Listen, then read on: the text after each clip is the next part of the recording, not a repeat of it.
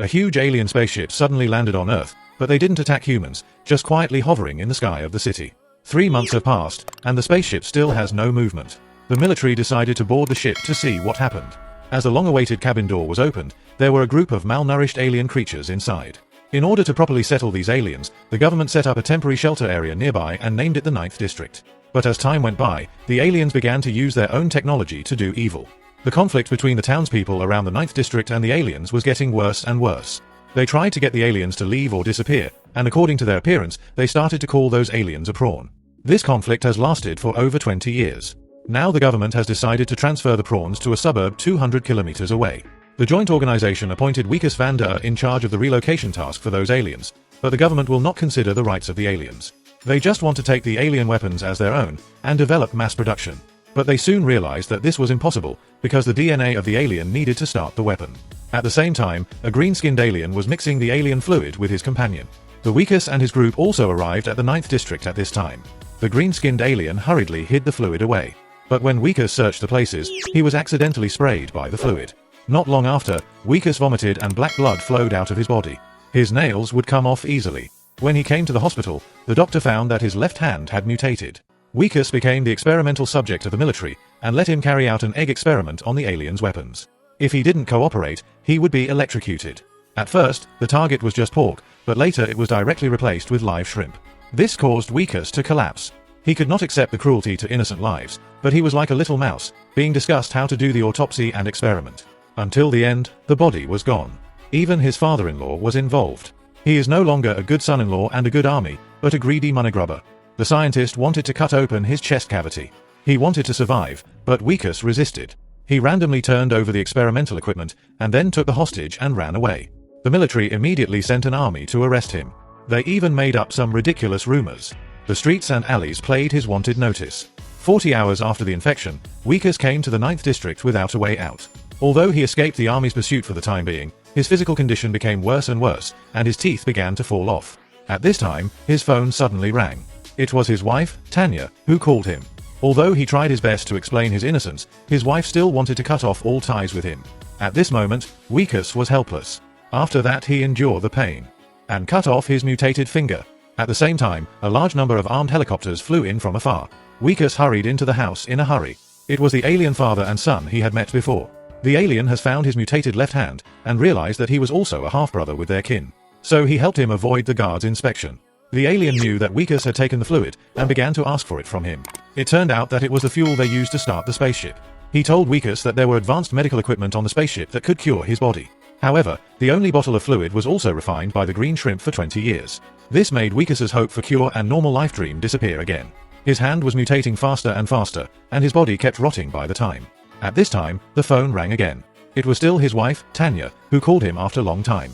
This time, his wife changed her tone of voice and said she wanted to go back to the good old days. Wikus told Tanya that there might be a way to cure him now. He told his wife not to give up. Unexpectedly, the phone calls of the two were eavesdropped. The military soon found his location. The arrest action was launched again. Wikus and the green shrimp decided to get the fuel back. However, in the face of all armed soldiers, they were helplessly waiting for death. In the end, Wikus found a merchant who sold weapons on the 9th island. He wanted to buy some weapons. Unexpectedly, the other party also wanted to get alien energy. He planned to chop off Wikus's hand. In a panic, Wikus picked up an alien weapon. A member of the Black Gang was shot with a pistol, and a bag of weapons was stolen. Then the two launched a bomb to create chaos. They successfully broke into the joint organization headquarters. At this critical moment of survival, Wikus did not kill the innocent. He let all the people without weapons leave. Then he broke into the biological laboratory and found the fuel. But when they were about to evacuate, the green shrimp saw the same kind of people locked up here. He was very sad. At this time, a group of soldiers fired at them. Thanks to the alien weapon in hand, the two of them managed to escape back to the green shrimp's house. Now when we get up to the mothership, how long is this gonna take? That's right, that's fine. How long you need it? After seeing the suffering of the same kind with his own eyes, the green shrimp decided to save all the same kind. Wikus had no time to wait. He teleported the green shrimp to the basement alone.